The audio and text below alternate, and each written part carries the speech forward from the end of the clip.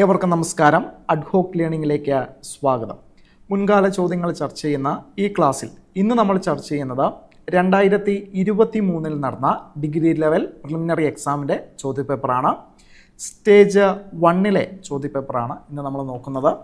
ആദ്യത്തെ ചോദ്യത്തിലേക്ക് വരാം. ഒന്നാമത്തെ ചോദ്യം, മാർത്താണ്ഡവർമ്മയുമായി ബന്ധപ്പെട്ട വസ്തുതകൾ. 1. മാർത്താണ്ഡവർമ്മയുടെ കാലത്തെ ജനജീവിതത്തിൽ പിള്ളമാരും മാടമ്പിമാരും അവരെ സംസ്ഥാനത്തിൻ്റെ ഒരു വലിയ ശക്തിയായി സ്ഥാപിച്ചു. യോഗക്കാർ അവർക്ക് പിന്തുണയും നൽകി. രണ്ടാമത്തെ സ്റ്റേറ്റ്മെൻറ്റ്, രാമപുരത്ത് വാര്യർ, കുഞ്ചൻ നമ്പ്യാർ തുടങ്ങിയ കവികൾ കൊട്ടാരം അലങ്കരിക്കാനെത്തി. 3. ദേവസ്വം, ബ്രഹ്മസം, ദാനം, പണ്ടാരം വക എന്നീ പ്രധാന തലങ്ങൾക്ക് കീഴിലുള്ള ഭൂമിയുടെ വർഗീകരണം മല്ലൻ ശങ്കരനാണ് അവതരിപ്പിച്ചത്. 4.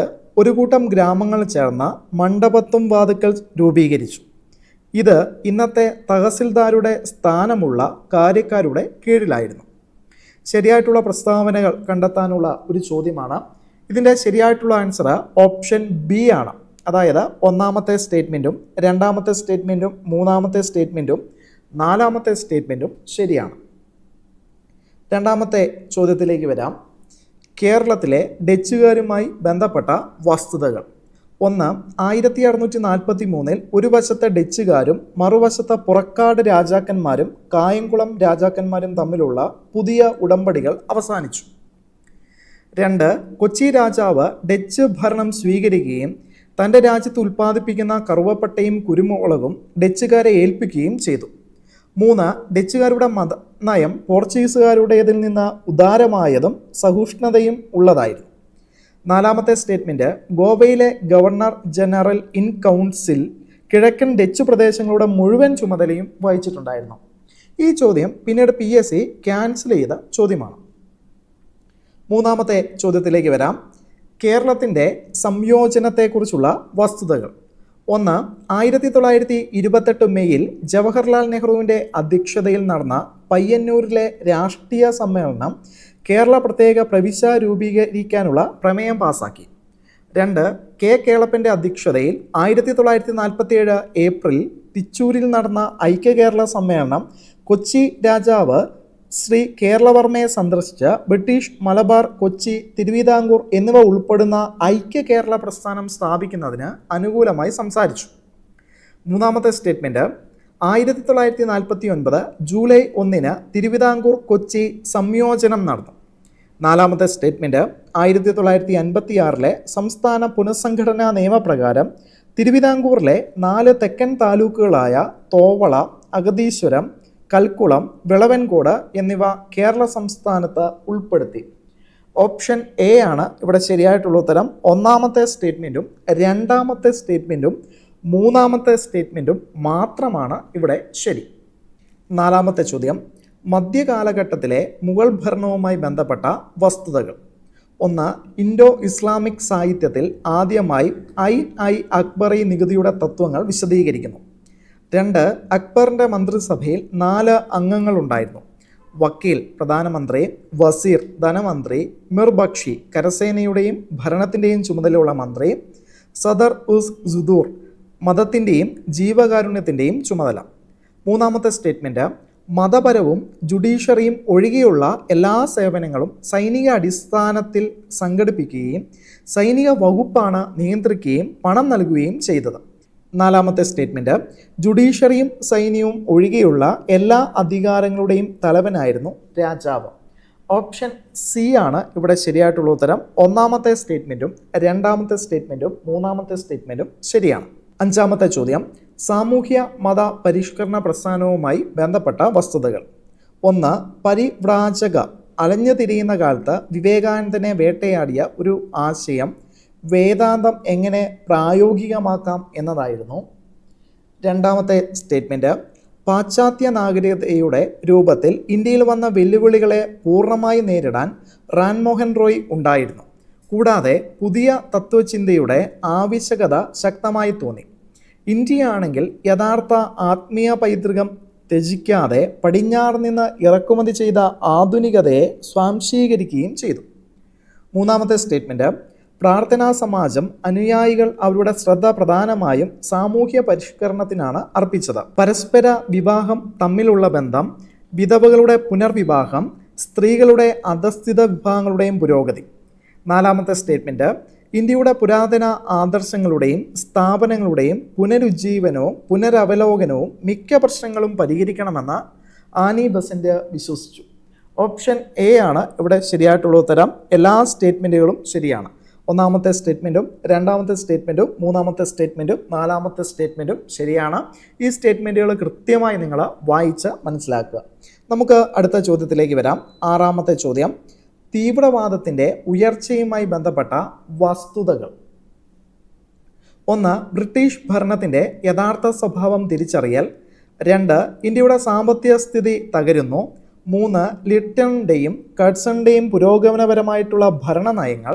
4. സമകാലിക അന്താരാഷ്ട്ര സ്വാധീനം. ഓപ്ഷൻ ബി ആണ് ഇവിടെ ശരിയായിട്ടുള്ള ഉത്തരം. 1ാമത്തെ സ്റ്റേറ്റ്മെൻറ്റും 2ാമത്തെ സ്റ്റേറ്റ്മെൻറ്റും 4ാമത്തെ സ്റ്റേറ്റ്മെൻറ്റും ശരിയാണ്. 7ാമത്തെ ചോദ്യം, ഇന്ത്യയിലെ ബ്രിട്ടീഷ് ഭരണത്തെക്കുറിച്ചുള്ള വസ്തുതകൾ. 1. ഡ്യുവൽ ഗവൺമെൻറ് എന്ന് വിളിക്കപ്പെടുന്ന ഭരണ സംവിധാനവുമായി ബ്രിട്ടീഷുകാരുടെ ആദ്യ കൂട്ടുകെട്ട്. 2. റെഗുലേറ്റിംഗ് ആക്ട് പ്രകാരം 1774 സർ എലീജ ഇംബെ ചീഫ് ജസ്റ്റിസായി സുപ്രീം കോടതിയിൽ സ്ഥാപിതമായി. 3. പിറ്റ്സിൻ്റെ ഇന്ത്യ ആക്ട് 1784 പ്രധാനമായും ലണ്ടനിലെ കമ്പനിയുടെ ഹോം ഗവൺമെൻറ്റിൽ മാറ്റങ്ങൾ കൊണ്ടുവന്നു. 4. 1813 ചാർട്ടർ ആക്ട് വഴി കമ്പനിക്ക് ഇന്ത്യയുമായുള്ള വ്യാപാരത്തിൻ്റെ കുത്തക നഷ്ടപ്പെട്ടെങ്കിലും ചൈനയുമായുള്ള വ്യാപാരത്തിൻ്റെ തേയില വ്യാപാരത്തിൻ്റെയും കുത്തക തുടർന്നു. ഓപ്ഷൻ ഡി ആണ് ഇവിടെ ശരിയായിട്ടുള്ള ഉത്തരം. എല്ലാ സ്റ്റേറ്റ്മെൻറ്റുകളും ശരിയാണ്. 8ാമത്തെ ചോദ്യം, ഫ്രഞ്ച് വിപ്ലവവുമായി ബന്ധപ്പെട്ട വസ്തുതകൾ. 1. എസ്റ്റേറ്റ് ജനറൽ പരമ്പരാഗതമായി 3 എസ്റ്റേറ്റുകളെ പ്രതിനിധീകരിക്കുന്ന 3 അസംബ്ലികൾ ചേർന്നതാണ്. 2ാമത്തെ സ്റ്റേറ്റ്മെൻറ്റ്, നികുതി സമ്പ്രദായത്തിൽ ഏറ്റവും സമ്പന്നരും സംസ്ഥാനത്തെ പിന്തുണയ്ക്കാൻ കഴിയുന്നവരുമായ ആളുകൾ ഏറ്റവും കുറഞ്ഞ പ്രതിഫലം നൽകിയവരാണ്. 3. വിപ്ലവമുണ്ടായത് തത്വചിന്തകൾ കാരണമല്ല, മറിച്ച് ദേശീയ ജീവിതത്തിൻ്റെ സാഹചര്യങ്ങളും തിന്മകളും സർക്കാരിൻ്റെ തെറ്റുകളുമാണ്. 4ാമത്തെ സ്റ്റേറ്റ്മെൻറ്റ്, മനുഷ്യൻ്റെ അവകാശങ്ങളുടെ പ്രഖ്യാപനം സാർവത്രികമായ പ്രയോഗങ്ങളും അത് തീർച്ചയായും വളരെ ദൂരവ്യാപകമായ പ്രത്യാഘാതങ്ങൾ ഉണ്ടാക്കിയിരുന്നു. 8ാമത്തെ ചോദ്യം പിന്നീട് PSC ക്യാൻസൽ ചെയ്ത ഒരു ചോദ്യമാണ്. 9ാമത്തെ ചോദ്യത്തിലേക്ക് വരാം. 2ാം ലോകമഹായുദ്ധത്തിൻ്റെ കാരണങ്ങളെക്കുറിച്ചുള്ള വസ്തുതകൾ. 1. പുനഃസജ്ജീകരണവും പ്രീണനവും. 2. മിലിറ്ററിസം, സാമ്രാജ്യത്വം, കൊളോണിയലിസം. 3. മ്യൂണിക് കരാറുകളും തീരുമാനങ്ങളും. 4. ഇറ്റാലിയൻ പോളിഷ് ഇടനാഴി ആക്രമണം. ഓപ്ഷൻ എ ആണ് ശരിയായിട്ടുള്ള ഉത്തരം.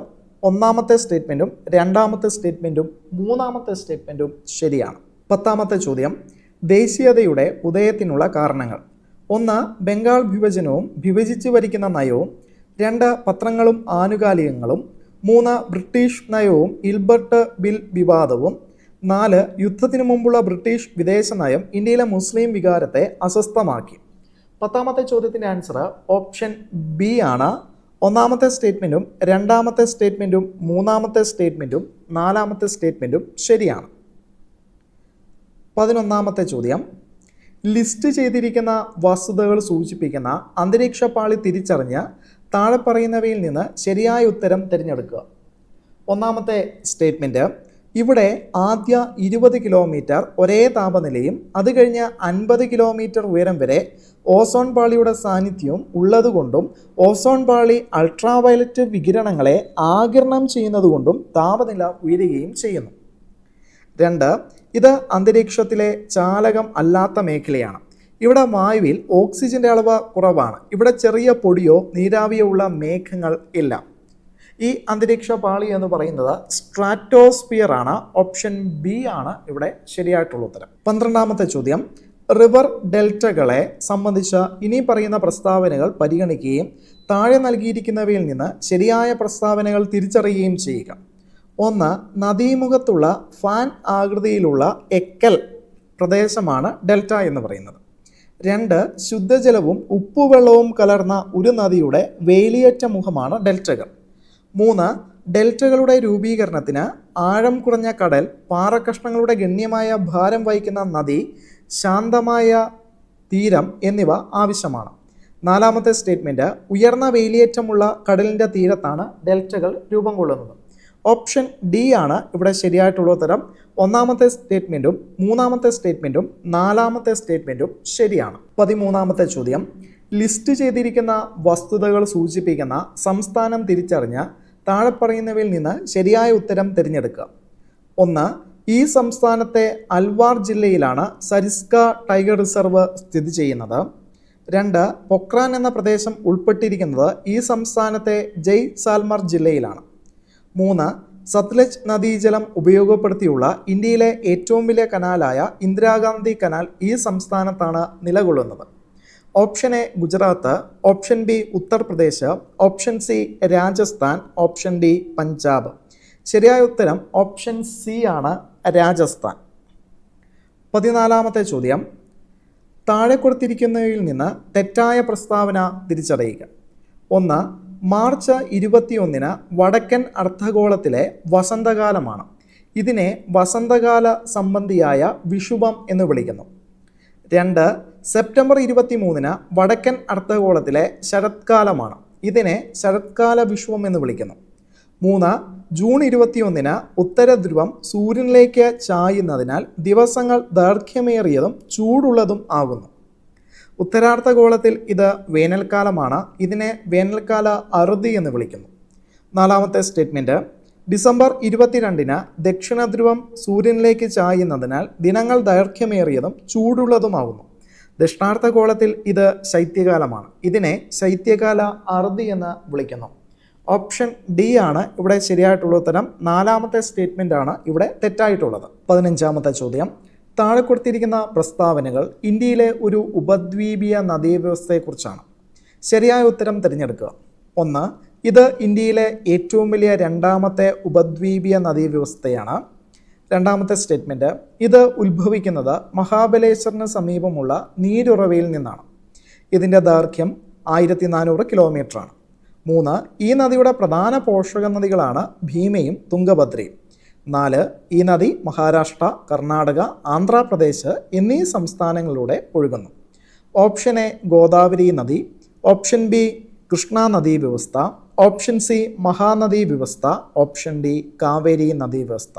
ഓപ്ഷൻ ബി ആണ് ഇവിടെ ശരിയായിട്ടുള്ള ഉത്തരം, കൃഷ്ണ നദീ വ്യവസ്ഥ. കൃഷ്ണ നദിയെക്കുറിച്ചുള്ള സ്റ്റേറ്റ്മെൻറ്റുകളാണ് മുകളിൽ നൽകിയിരിക്കുന്നത്. 16ാമത്തെ ചോദ്യം, 2019-21 കോവിഡ് മഹാമാരി കാലഘട്ടത്തിൽ ഇന്ത്യൻ സമ്പദ് വ്യവസ്ഥയെക്കുറിച്ചുള്ള താഴെ പറയുന്ന പ്രസ്താവനകളിൽ ഏതാണ് അല്ലെങ്കിൽ ഏതൊക്കെയാണ് ശരിയായവ?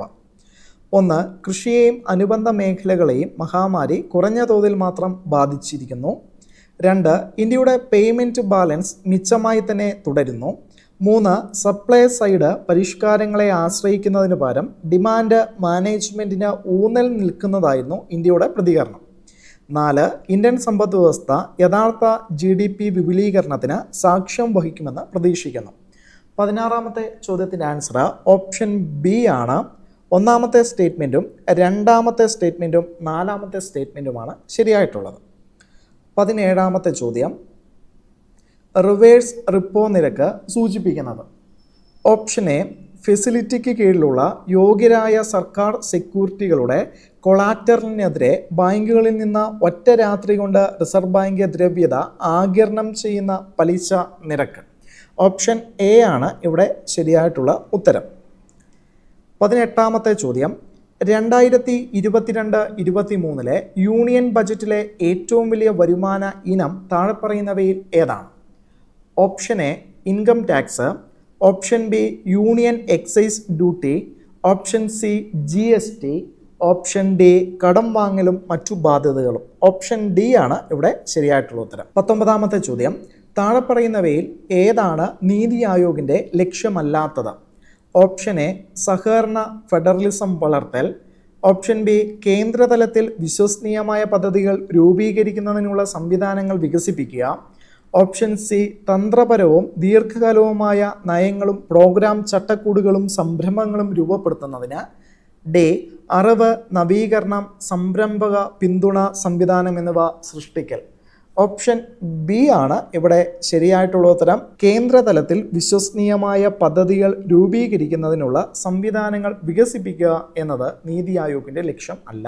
20ാമത്തെ ചോദ്യം, ഉപഭോക്തൃ സംരക്ഷണ നിയമം 2019 അനുസരിച്ച് ഒരു ഉൽപ്പന്ന ബാധിത പ്രവർത്തനത്തിൽ ഒരു ഉൽപ്പന്ന നിർമ്മാതാവ് ബാധ്യസ്ഥനായിരിക്കും എങ്കിൽ, ഒന്നാമത്തെ സ്റ്റേറ്റ്മെന്റ്, ഉൽപ്പന്നത്തിൽ ഒരു നിർമ്മാണ വൈകല്യം അടങ്ങിയിരിക്കുന്നു. 2, ഉൽപ്പന്നത്തിൻ്റെ രൂപകൽപ്പനയിലെ പിഴവ് അല്ലെങ്കിൽ വൈകല്യം. 3, പാലിക്കപ്പെടേണ്ട നിർമ്മാണ സവിശേഷതകളിൽ നിന്നുള്ള വ്യതിയാനം. 4, ഉൽപ്പന്നം എക്സ്പ്രസ് വാറണ്ടിയുമായി പൊരുത്തപ്പെടുന്നില്ല. ഓപ്ഷൻ ഡി ആണ് ഇവിടെ ശരിയായിട്ടുള്ള ഉത്തരം. എല്ലാം. 21ാമത്തെ ചോദ്യം, താഴെ പറയുന്നവയിൽ ഏതാണ് 42ാം ഭേദഗതിയിലൂടെ ഇന്ത്യൻ ഭരണഘടനയുടെ ആമുഖത്തിൽ ചേർത്തത്? ഓപ്ഷൻ എ പരമാധികാരം, option B socialist, option C ജനാധിപത്യം, ഓപ്ഷൻ ഡി ജനാധിപത്യ ഭരണം. ഓപ്ഷൻ ബി ആണ് ശരിയായിട്ടുള്ള ഉത്തരം, സോഷ്യലിസ്റ്റ്. 22ാമത്തെ ചോദ്യം, താഴെ പറയുന്നവരിൽ ആരാണ് ഇന്ത്യൻ ഭരണഘടനയുടെ ഡ്രാഫ്റ്റിംഗ് കമ്മിറ്റിയിൽ അംഗമല്ലാത്തത്? Option A BR Ambedkar, option B KM Munshi, option C Muhammad Saadulla, option D Jawaharlal Nehru. Option D ആണ് ശരിയായിട്ടുള്ള ഉത്തരം, ജവഹർലാൽ നെഹ്റു.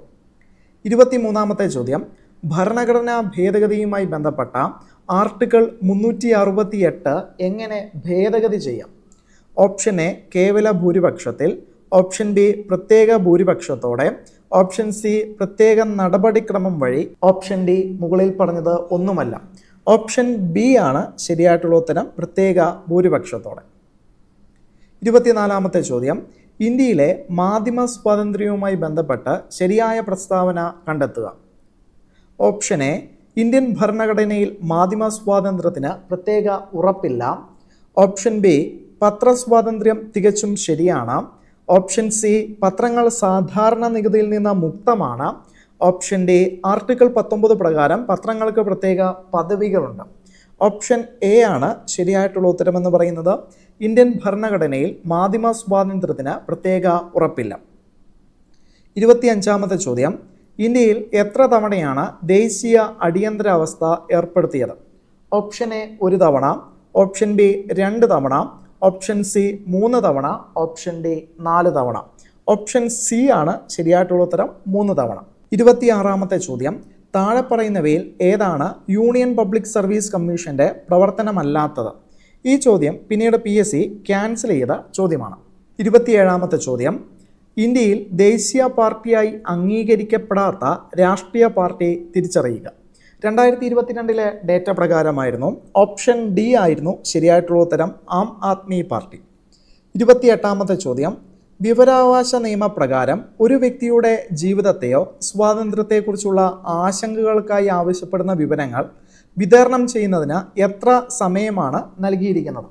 ഓപ്ഷൻ ബി ആണ് ശരിയായിട്ടുള്ള ഉത്തരം, 48 മണിക്കൂർ. 29ാമത്തെ ചോദ്യം, ദേശീയ ഉപഭോക്തൃ പരിഹാര കമ്മീഷൻ പ്രസിഡന്റായി നിയമിക്കുന്നതിനുള്ള യോഗ്യത താഴെ പറയുന്നവയിൽ ഏതാണ്? ഓപ്ഷൻ ബി ആണ് ശരിയായിട്ടുള്ള ഉത്തരമെന്ന് പറയുന്നത്, സേവനമനുഷ്ഠിക്കുന്നതോ വിരമിച്ചതോ ആയ സുപ്രീം കോടതി ജഡ്ജി.